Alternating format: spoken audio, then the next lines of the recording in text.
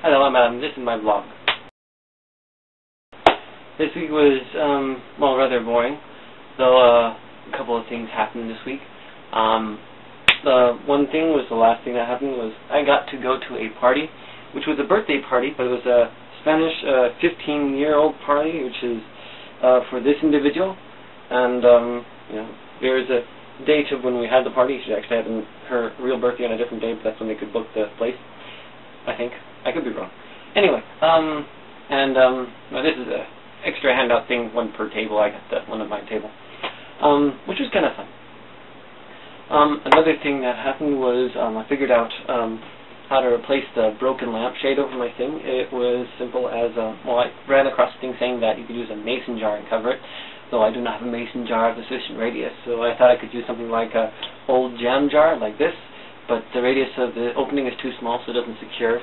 The pickle jar, which, not this one, a different one I have, which is cleaned out, fits just right. Now, if I can take that and frost the inside of that as they used to do with light bulbs, and I can have a somewhat shaded thing. Right now I have it on, it works, doesn't really do much. You can make it more crystallized or put paint on it and make it more decorative so it looks like a thing.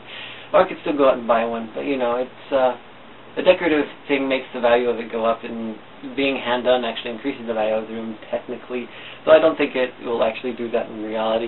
But you know, it's just a little frill. I found a guy who may work with me in working with my Tesla coil. He may be able to up the voltage a bit to, instead of 3 volts to 10 volts, which probably still isn't enough to kill me. So I could probably still touch it, but I don't recommend doing that. I still need to redo some of the coils so it runs more efficiently. I need to redo the toroid, which I have a plan to do, so I just haven't gotten around to doing it. I got to bake. I made cookies. I made biscuits today, and the biscuits were doughy, and I realized that I read the wrong time and temperature for baking the biscuits. But on the plus side, because I realized that I baked them at a lower temperature for a longer time, which made it more crispy on the outside and gooey on the inside, in comparing that to the cinnamon biscuit recipe, because it's roughly the same dough, it's a bit different, it still has the same problem where it's crispy on the outside yet doughy on the inside. So just like if I want to bake these biscuits correctly, which it's too late now, I can't really bake them again, for the cinnamon biscuits I can just raise the temperature up. I'm looking like 25 degrees higher than it currently I have. I may have to go up to 400 degrees, but I'm not quite sure. Right now, the book I have says 350. I'm putting up to 375 for experiment, because for the most part it comes out well, except slightly doughy, and hopefully this increase in temperature will cause it to be pretty well. And there's always a way to test the cinnamon biscuits a lot easier. So I may make that in the future, not too long from now. All I have is school, which I got my test back.